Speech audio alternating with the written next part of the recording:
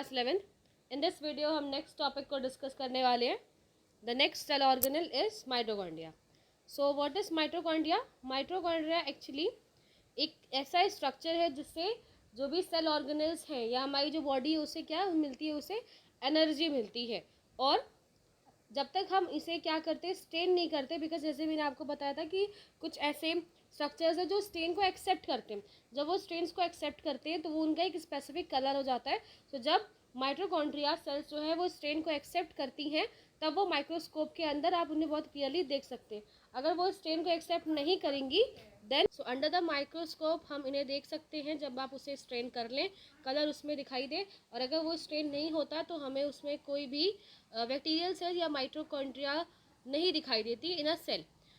अगर वो माइटोकॉन्ड्रिया, जब वो बहुत सारी माइटोकॉन्ड्रिया मौजूद है, और अगर हम एक सिंगल माइटोकॉन्ड्रिया की बात करेंगे तो उसे माइटोकॉन्ड्रियन बोला जाता है। सो ये कैसे दिखते हैं? अंडर द माइक्रोस्कोप देखा जा सकता है, वो भी तब जब आप उसे स्ट्रेन कर लेते हैं। देन नंबर ऑफ जो नंबर है माइटोकॉन्ड्रिया का पर सेल में वो डिपेंड करता है, वो डिपेंड होता है on the activity of cell. जिस भी सेल के अंदर माइटोकॉन्ड्रिया है वो उस सेल में जो फिजियोलॉजिकल प्रोसेस हो रही है, बॉडी से रिलेटेड फिजिकल जितनी भी एक्टिविटीज़ हैं, वो जितनी ज़्यादा एक्टिविटीज़ होती है उसके according number of mitochondria decide होते हैं। टर्म साइज़ की बात करें, शेप की बात करें, तो इनका साइज़ एंड शेप अलग अलग होता है और बहुत ही ज़्यादा वेरिएशंस इनमें देखने को मिलते हैं। जो एक टिपिकल माइटोकॉन्ड्रिया होती है वो कुछ सिलेंड्रिकल स्ट्रक्चर्स की रहती होती है, या फिर सुबह से यानी कि कुछ ऐसा सिलेंडर लाइक स्ट्रक्चर आपको वहाँ पर दिखाई देगा, जिसमें एक इस तरीके का स्ट्रक्चर मौजूद होता है जिसमें आपको शेप सारे दिखाई देते हैं। सो एक सिलेंड्रिकल शेप यहाँ पर दिखाई देता है जिसका जो डायमीटर है वो 0.2 से 1 म्यू मीटर तक का डायमीटर यहाँ बताया गया। एवरेज अगर कोई डायमीटर है वो है 0.5। एवरेज डायमीटर यहाँ पे लिखा गया कि एवरेज 0.5 म्यू मीटर का एक शेप होता है। और लेंथ की बात करें तो वो 1 मीटर से 1 mu metre to 4.1 mu metre तक की लेंथ होती है किसी भी नॉर्मल टिपिकल माइटोकॉन्ड्रिया की। शेप कैसा होता है? एक सिलेंड्रिकल शेप होता है। Each mitochondria have double bond structure. जितने भी माइटोकॉन्ड्रिया मौजूद है उन पर एक डबल मेम्ब्रेनल स्ट्रक्चर मौजूद होती है। दो मेम्ब्रेन की स्ट्रक्चर होगी, एक जो आउटर लेयर होती है उसे आउटर मेम्ब्रेन, एंड देन जो इनर लेयर होती है उसे इनर मेम्ब्रेन कहा जाता है।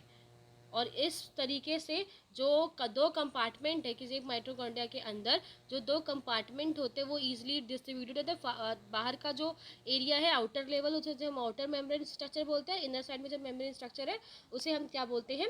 उन्हें हम इनर मेम्ब्रेन स्ट्रक्चर बोलते हैं। और जिसमें वो प्रॉपर तरीके से एक एक्वस ल्यूमेन एक वहाँ पर सोल्यूशन मौजूद होता है जिससे वो प्रॉपर तरीके से वहाँ पर डिस्ट्रीब्यूट होते हैं। दो कंपार्टमेंट वहाँ पर बने होते हैं, outer compartment and inner compartment. जो इनर कंपार्टमेंट है उस इनर कंपार्टमेंट को हम मैट्रिक्स बोलते हैं, और जो आउटर कंपार्टमेंट है उसकी जो बाउंड्री, आउटर जो मेम्ब्रेन है उसका काम क्या होता है?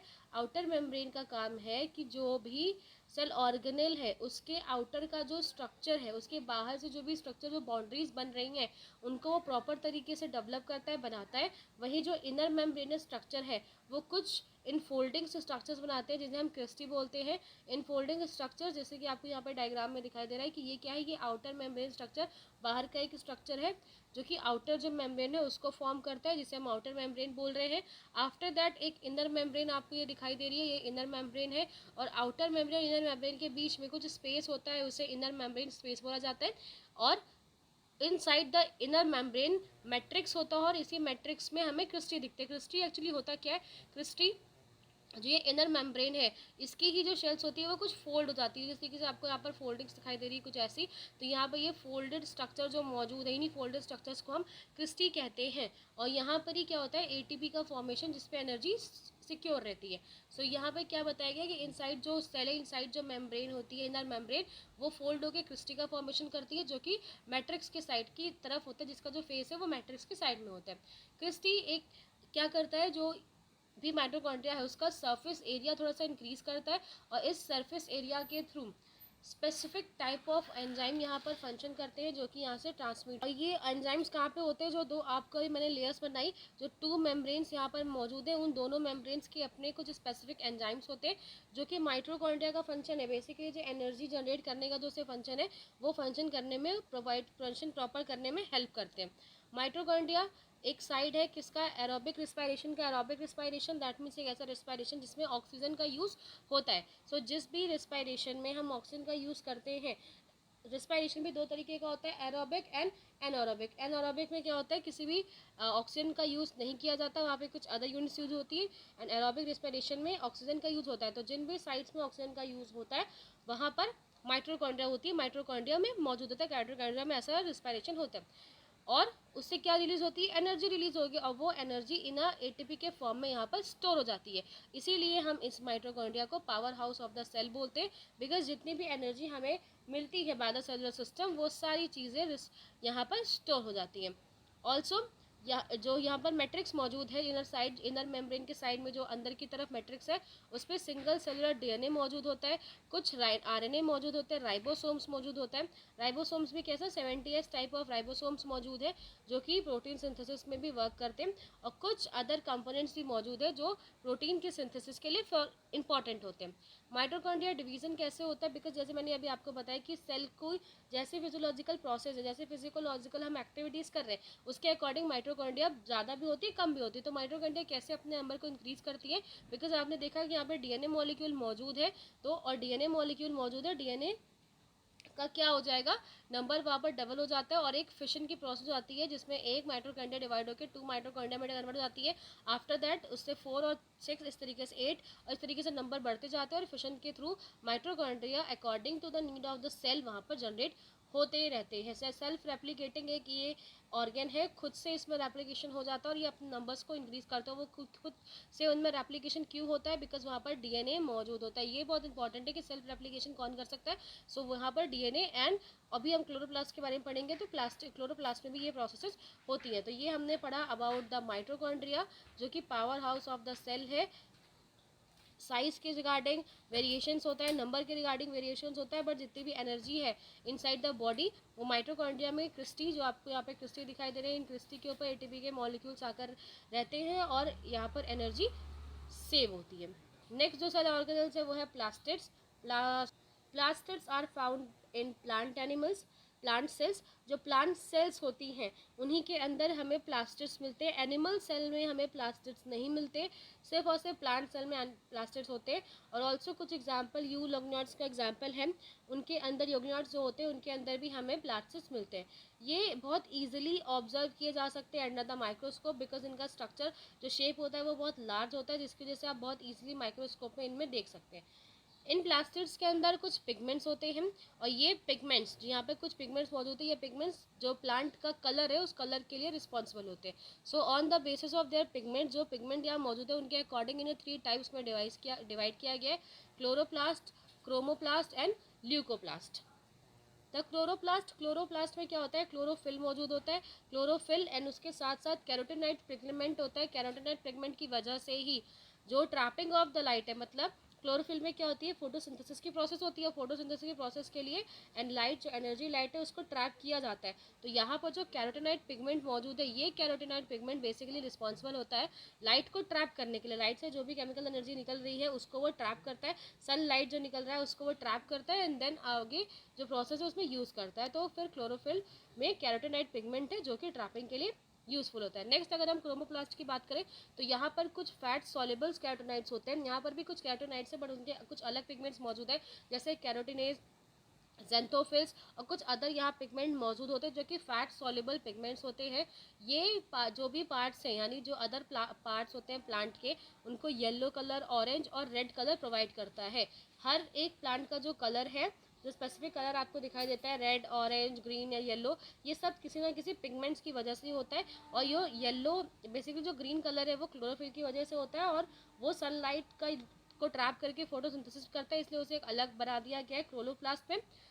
नेक्स्ट क्रोमोप्लास्ट है, उसके अलावा ग्रीन के अलावा बाकी आपको जो भी कलर दिखाई देते हैं वो सारे आपको क्रोमोप्लास्ट के अंदर दिखाई देंगे, जो कि यहाँ पे एग्जाम्पल भी बताया है, कैरोटीन एंड जेंथोफिल्स, जिसके थ्रू येलो, ऑरेंज और रेड कलर जर्मिनेट होता है, बनता है, यहाँ पे दिखता है। नेक्स्ट अगर हम ल्यूकोप्लास्ट की बात करें तो ल्यूकोप्लास्ट एक ऐसा प्लास्टिड है जो कलरलेस होता है, इससे कोई भी आपको कलर यहाँ पर देखने को नहीं मिलेगा, कोई स्पेसिफिक टाइप ऑफ कलर यहाँ पर नहीं मिलता by the presence of leucoplast. But also जो ल्यूकोप्लास्ट है इसका साइज और शेप अलग अलग होता है। बेसिकली यहाँ पे क्या करते हैं, ये न्यूट्रिशंस को स्टोर करते हैं, न्यूट्रिशन को स्टोर करने का काम करते हैं। और बिकॉज कोई स्पेशल पिगमेंट या कलर पिगमेंट ना होने की वजह से जो कलर बेसिकली जो कलर के रिस्पॉन्सिबल पिगमेंट है वो यहाँ पर नहीं होते, इसलिए कैसा होता है, कलरलेस होता है।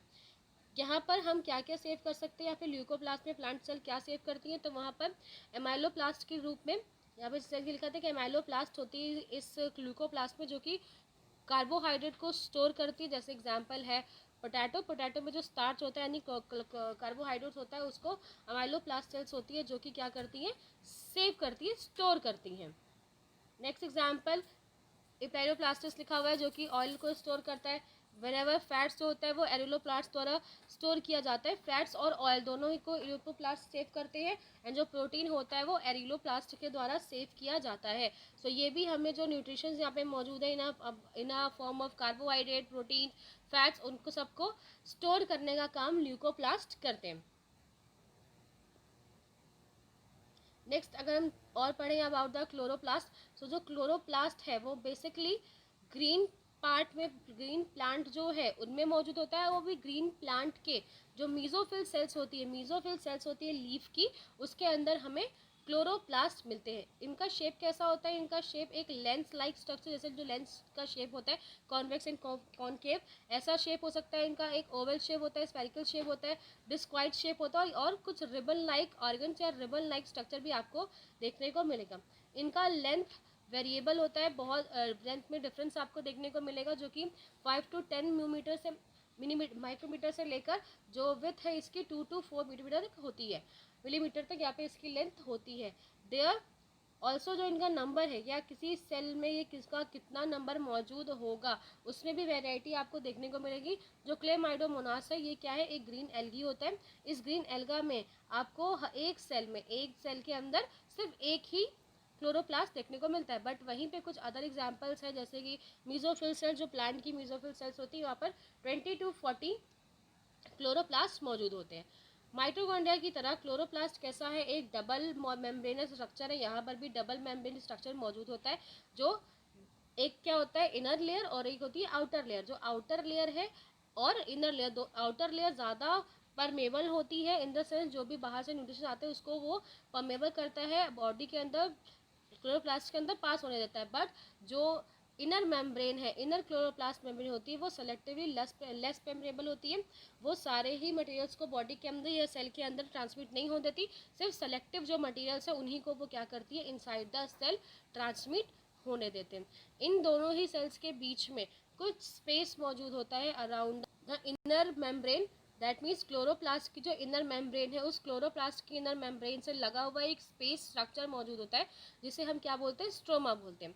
और इसी स्ट्रोमा पे कुछ फ्लैट स्ट्रक्चर, कुछ फ्लैट मेम्ब्रेनस स्ट्रक्चर है, जो सैक लाइक स्ट्रक्चर या कुछ थैलेनुमा स्ट्रक्चर बनाते हैं, जिन्हें कि हम क्या बोलते हैं, थैलाक्वाइड्स बोलते हैं, जो कि स्ट्रोमा के अंदर मौजूद होते हैं। ये थैलाक्वाइड आपस में एक कॉइन्स, पाइप ऑफ कॉइन, जैसे आपके पास अगर बहुत सारे कॉइन्स हैं, आप कॉइन्स को एक के ऊपर आप अरेंज करते चले जाइए, तो कुछ इस तरीके के स्ट्रक्चर यहाँ पर बनते हैं, जो कि इन्हें क्या बोलते हैं, ग्रेनम स्ट्रक्चर बोलते हैं। और अगर वो सिंगुलर फॉर्म में है तो उसे हम ग्रेनम बोलते हैं, और अगर बहुत सारे आपको स्ट्रक्चर ऐसे वहाँ पे दिखाई दे तो उसे हम क्या बोलते हैं, ग्रेना बोलते हैं। और इन्हें इंटीग्रल थैलाक्लॉइड का नाम भी दिया जाता है। हम थैलाक्लॉइड को देख लेते हैं पहले इन स्ट्रक्चर में, जैसे कि आपको दिखाया गया है क्लोरोप्लास्ट। क्लोरोप्लास्ट में दो मेम्ब्रेन आपको दिखाई दे रही है, एक आउटर मेम्ब्रेन और एक इनर मेम्ब्रेन। और इनर मेम्ब्रेन से जुड़कर ये जो स्ट्रक्चर है, जहाँ पर आपको थैलाक्वाइड दिखाई दे रहा है, सो इनर मेम्ब्रेन से जुड़ा हुआ जो स्ट्रक्चर होता है उसे हम क्या बोलते हैं, स्ट्रोमा। स्ट्रोमा का वो स्ट्रक्चर जिससे कि जो थैलाक्वाइड्स है वो जुड़े होते हैं, उसे हम स्ट्रोमा लैमिना बोलते हैं। आफ्टर दैट ये जो आपको स्ट्रक्चर दिखाई दे रहा होगा, जिस तरीके से कुछ क्वाइंस अगर एक दूसरे पर अरेंज कर लिया जाए तो वो जो स्ट्रक्चर बन जाता है उसे हम क्या बोलते हैं, थैलाक्वाइड बोलते हैं। और ये थैलाक्वाइड जो होते हैं जब बहुत ज़्यादा एक साथ है, बिकॉज एक अगर आप एक स्ट्रक्चर्स को देखें तो एक सिंगल को हम थैलाक्वाइड बोलेंगे, और जब ये पूरा एक ग्रुप फॉर्म बना लेता है तो उसे हम क्या बोलते हैं, ग्रैनम बोलते हैं। तो ये सारी चीज़ें अभी हमने यहाँ पर पढ़ी। जो ये एडिशन मतलब इसके साथ साथ कुछ यहाँ पर एक फ्लैट मेम्ब्रेन स्ट्रक्चर ट्यूब मौजूद होते हैं, और ये ट्यूब क्या करते हैं, आपस में जो डिफरेंट थैलाक्वाइड है इनको आपस में जोड़ने का काम करते हैं। ठीक है, कुछ ऐसे स्ट्रक्चर्स यहाँ पे मौजूद होते हैं, जैसे कि हम स्ट्रोमा लैमिना बोल रहे हैं। ये स्ट्रोमा लैमिना क्या करते हैं, जो थैलाक्वाइड है डिफरेंट ग्रेनम्स यहाँ पे मौजूद है उन सबको आपस में इंटरकनेक्ट करने का काम करते हैं। जैसे कि आपको यहाँ पर दिखाई दे रहा है कि ये जो थैलाकोइड्स यहाँ पे बहुत सारी मौजूद है, उन्हें आपस में इंटरकनेक्ट करने का काम कौन करता है? इंटरकनेक्ट करने का काम स्ट्रोमा लैमिना करते हैं। नेक्स्ट द मेम्ब्रेन, जो थैलाकोइड की मेम्ब्रेन है, थैलाकोइड जो आप वो किससे बनी होती है? उसके बीच में एक थोड़ा सा स्पेस होता है जिसे हम क्या बोलते हैं? ल्यूमेन। दैट मीन्स ये थैलाकोइड है। थैलाकोइड के सराउंडिंग में एक लेयर होती है और उस लेयर के बीच में जिससे वो जो थैलाकोइड उससे कवर है उसे हम क्या बोलते हैं? उसके बीच का जो स्पेस है, थोड़ा सा जो स्पेस होता है उसे हम क्या बोलते हैं? ल्यूमेन बोलते हैं। जो स्ट्रोमा है, chloroplast, stroma inside the chloroplast, stroma कुछ ऐसे एंजाइम को सिंथेसाइज करता है, कुछ एंजाइम का फॉर्मेशन करता है जो कि क्या करते हैं? रिक्वायर होते हैं for the synthesis of carbohydrates and proteins. यहाँ पर ही जो आपका, बिकॉज हाँ क्लोरोप्लास्ट के अंदर फोटोसिंथेसिस प्रोसेस होती है और उसके थ्रू ही ग्लूकोज या फिर जो फूड मटेरियल का फॉर्मेशन होता है। तो यहाँ पर जो ग्रेनम है, सॉरी जो यहाँ पर स्ट्रोमा है जो क्लोरोप्लास्ट के अंदर मौजूद है, तो वो कुछ ऐसे एंजाइम्स को सीक्रेट करता है जिससे कार्बोहाइड्रेट और उसके साथ साथ प्रोटीन्स का भी फॉर्मेशन हो सके। ये जो स्ट्रक्चर है इसके अंदर भी कुछ स्मॉल डबल स्टैंडर्ड डीएनए मौजूद होता है। ऑल्सो यहाँ पर राइबोसोम प्रेजेंट होता है। डबल स्टैंडर्ड डीएनए मौजूद होने की वजह से ये सेल्फ रेप्लिकेशन की प्रोसेस यहाँ पर कर सकता है और यहाँ पर राइबोसोम मौजूद होता है। ये क्वेश्चन पूछा जाता है कि आफ्टर द न्यूक्लियस के अलावा आपको और डीएनए स्ट्रक्चर, डीएनए मॉलिक्यूल कहाँ पे दिखाई देता है? तो इसके प्रीवियस जो हमने माइटोकॉन्ड्रिया पढ़ा वहाँ पर भी डीएनए मौजूद होता है। ऑल्सो जो क्लोरोप्लास्ट है यहाँ पर भी डीएनए मौजूद होता है। तो ये दो ऐसे स्ट्रक्चर जिसमें न्यूक्लियस के अलावा एक सेल ऑर्गेनल के अंदर खुद के डीएनए मौजूद होते हैं जिससे वो सेल्फ रेप्लिकेशन प्रोसेस कंप्लीट करते हैं। क्लोरोफिल पिगमेंट बेसिकली थैलाकोइड के अंदर होते हैं। तो थैलाकोइड्स आपको यहाँ पर दिखाई दे, क्लोरोप्लास्ट के अंदर जो आपको थैलाकोइड दिखाई दे रहा है उस थैलाकोइड के अंदर क्लोरोफिल पिगमेंट होता है और यही क्लोरोफिल पिगमेंट क्या करता है? फोटोसिंथेसिस की प्रोसेस करता है। ऑल्सो यहाँ पर कुछ राइबोसोम्स मौजूद होते हैं। राइबोसोम्स क्या करेंगे? Protein synthesis. और बेसिकली कैसे होते हैं? 70S टाइप ऑफ राइबोसोम्स यहाँ पर मौजूद होते हैं। और जो साइटोप्लाज्म राइबोसोम्स होते हैं, सी यहाँ पर देखिए सेल है, कुछ सेल में यहाँ पे आपको राइबोसोम्स दिखाई देंगे। तो वो कैसे होते हैं? 80S टाइप के। बट इनसाइड द क्लोरोप्लास्ट जो वहाँ पर मौजूद हैं राइबोसोम्स, वो कैसे होते हैं? वो 70S टाइप ऑफ राइबोसोम यहाँ पर मौजूद होते हैं। सो दो स्पेशल ऑर्गन हमने यहाँ पे पढ़े about the plastids and mitochondria.